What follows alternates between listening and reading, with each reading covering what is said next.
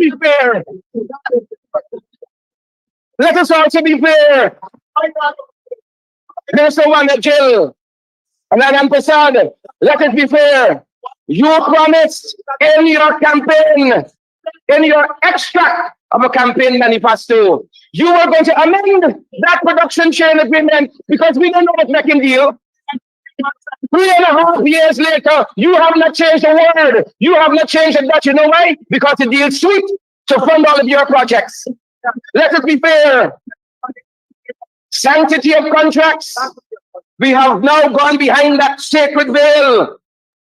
And you have declared sanctity of contract. You can't fulfill your promise that you have said in your campaign manifesto it was a bad deal because you were Donald Trump and you could get a better deal. You are the deal maker. But change the contract.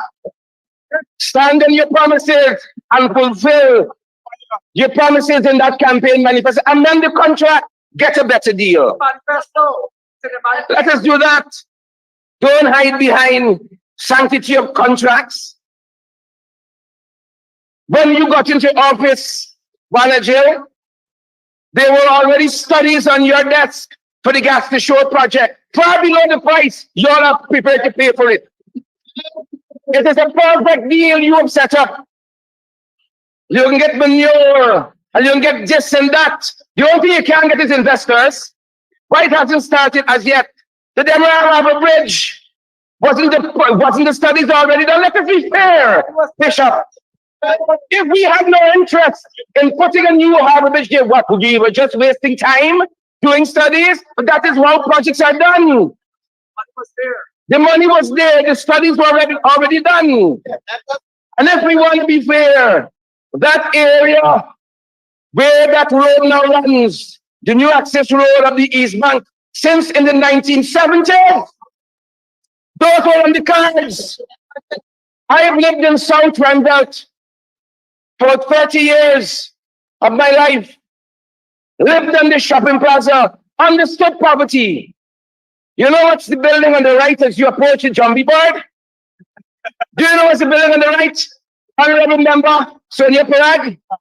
Do you know what's the building on the right? Honorable Deodat Indar? Some of you heard about South Randolph for the first time on taking government.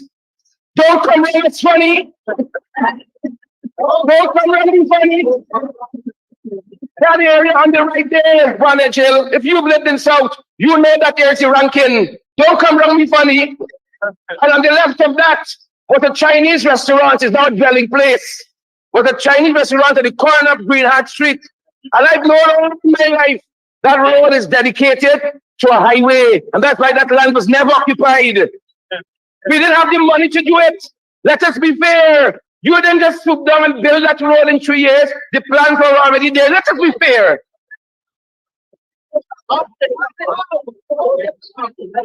You know what is poverty?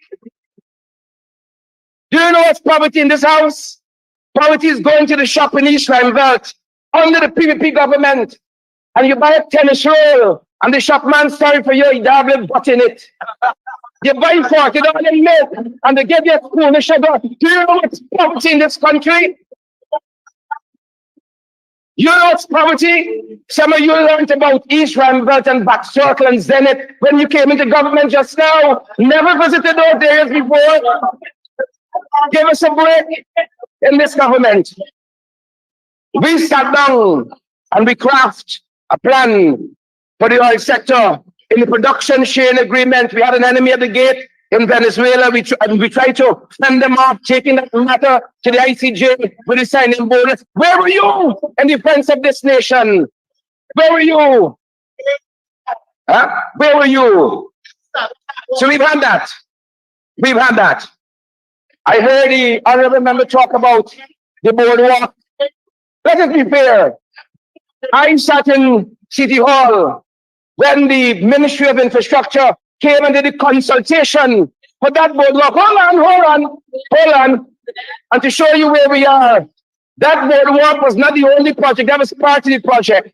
The boardwalk was to come from at the back of Starbuck Market on the seawall. Give us a break. Give us a break. You might not have seen the plan.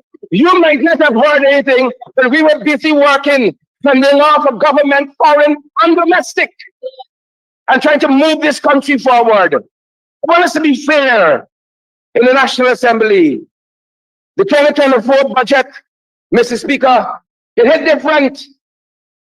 It hit different because you've had 4 hard budgets before and you thought this one was going to bring something to relieve the people that got to go and buy a tennis show and give a dab of butter, $40 milk and put the sugar. It was going to bring some relief to them. Alas, Mr. Speaker, it is abundantly clear. When I say it hit different, it's not a good way at all. And after again listening to the minister, your honorable member Wanajel, I'm reminded what Joel 2:28 says in the good book, that the old man shall dream dreams and the young man shall see visions, because he come out here selling us dreams. That's what he come out here doing, selling us dreams. I'm also reminded that this is the honorable gentleman with all that energy and verbosity who led a team who couldn't find 6 dead people on a boat. 6 dead people on a boat without an engine, moving at 6 nautical miles out in a westerly direction. And he wants to come and tell us about his vision and all that he can do. 6 dead people in a boat without an engine. Couldn't find them. Shall I regale this National Assembly, Mr. Speaker, with what we found when we assumed office, the work we did, the roads we built? The PPP stood on the road in Latem and tell the people in Latem, they did nothing for you on the road that we built. The health infrastructure we put in, the piracy we attacked, the blackout issues we fixed, the persistent poverty we engage in various mitigation measures. Mr. Speaker, governments must work, and each successive government must work. You're not doing the people in this country a favor. You have to work. That is called progress. Each government building on the efforts of the next. And aren't you building on our progress? You have kept a wonderful man in the Ministry of Foreign Affairs. What's his name again? You're gone with the man you said didn't do nothing at GWI, who built hundreds of wells in this country. And is that what you've been impressed with? You're going him now, Ambassador, because you hope he can fix your mess on the border. Governments must work.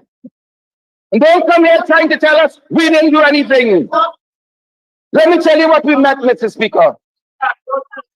I refer to Stabrook News editorial of June 1, 2015. Let me tell you what we met. That editorial is titled Sugar Crisis. Listen, that editorial is titled Sugar Crisis. Listen to what the editorial, this is June 1, 2015, Sugar Crisis.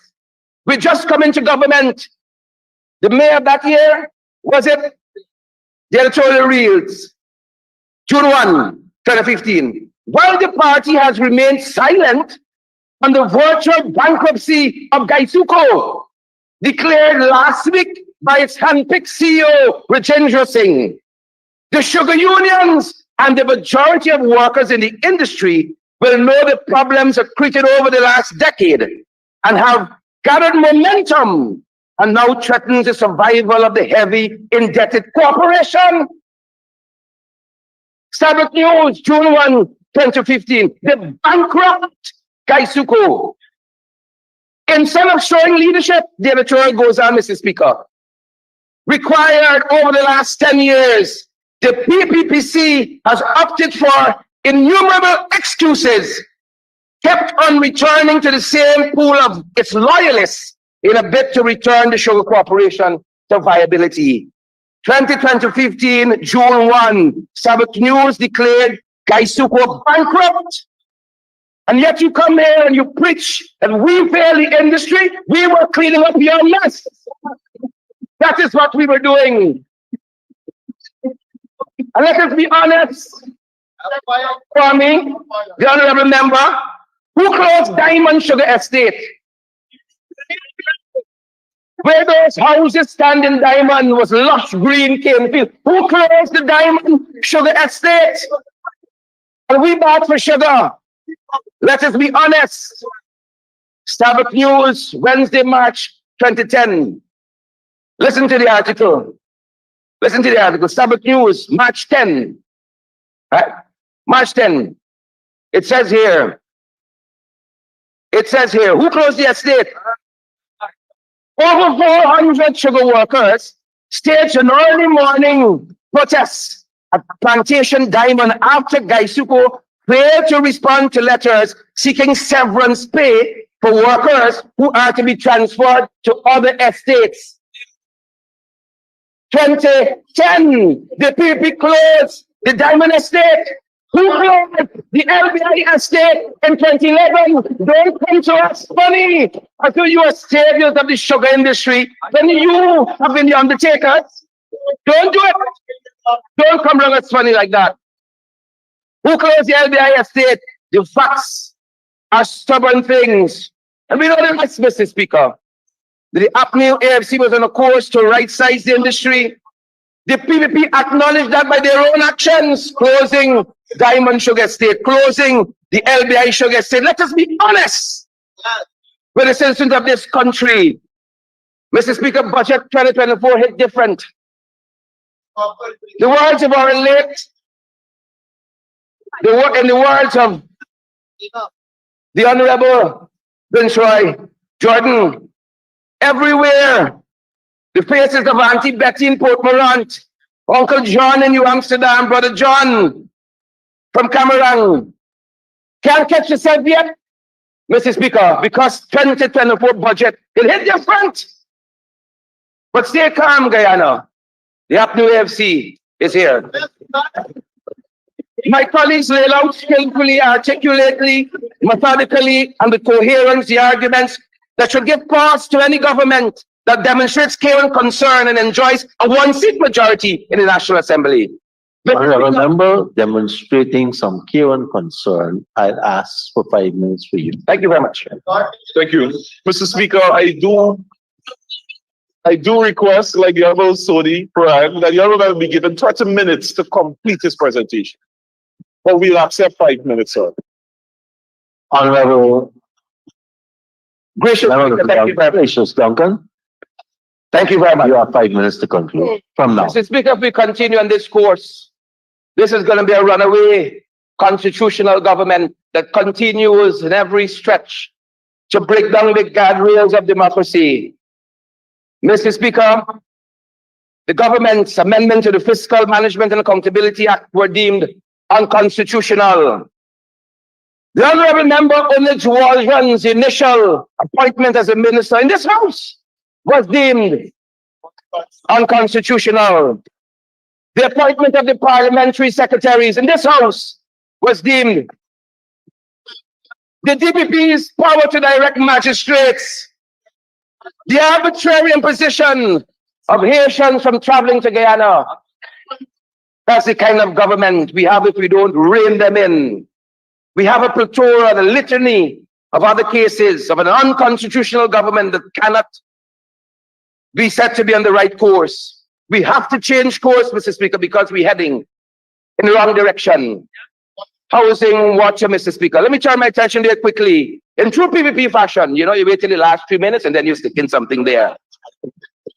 The Honorable Station Ryan Kaulisar said he was a minister within the office of the president in 2000. He said that they were they had catapulted housing in relatively a very short space of time. They were aiming to revolutionize the housing industry with about 20,000 houses per year. Now, if you've been in government for 23 years and given 20,000 houses per year, do the math. Well, the PPP maths never maths in. The PPP maths never maths in. Do the maths. And you will see where we are.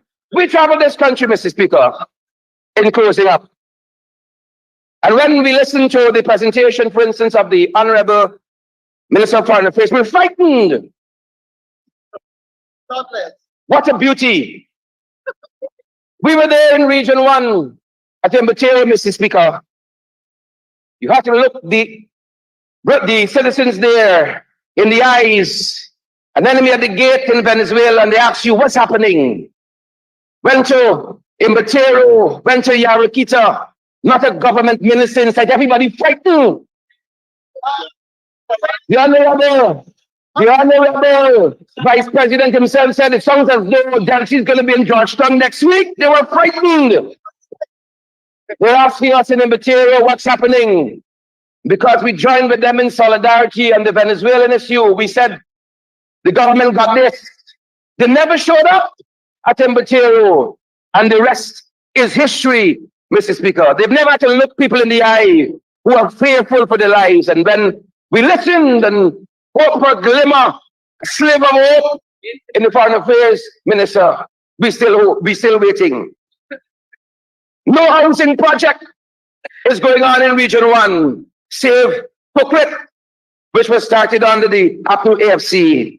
At 5 miles, the project there is stalled, Mr. Speaker. And of course, the people of 5 miles said, asked us to deliver a message to the Honorable Colin Crowell, who said in 2021, water was coming to 5 miles at the end of the month. They're still waiting. They said, so long we are see you. Region 8, the Salbora is contaminated. People taking water, Mr. Speaker, from the Salbora and selling it back to citizens. And we know right here in Georgetown that the Honorable Member Wanajil pontificated so much about the water coming through it. Look like the color that Anuk uses at this party color is orange, Mr. Speaker. It's orange. But we got a long way to go. Region 9, Mr. Speaker. Region 9 is a sad case. I heard the Honorable Member talk about connectivity in Region 9, in a village called Tiger Pond. Beautiful village, beautiful people. There's an ICT hub there. Equipment inside and locked up. Why? Because the new AFC built it. At Karasabai next door, there's an equal ICT hub there. Equipment inside locked up. They refuse to touch it. Why? Because the APNU AFC built it. Well, the things they are building, like the Parara Bridge, is stalled. The Karasabai Secondary School, Minister of Education, is stalled. We want our children to go to school, to get the kind of education they desire. This budget could be a good budget, but you have to embrace the inputs from the parliamentary opposition. And together, we can move this country forward. Thank you very much, Mr. Speaker. And thank you, members of the National Assembly.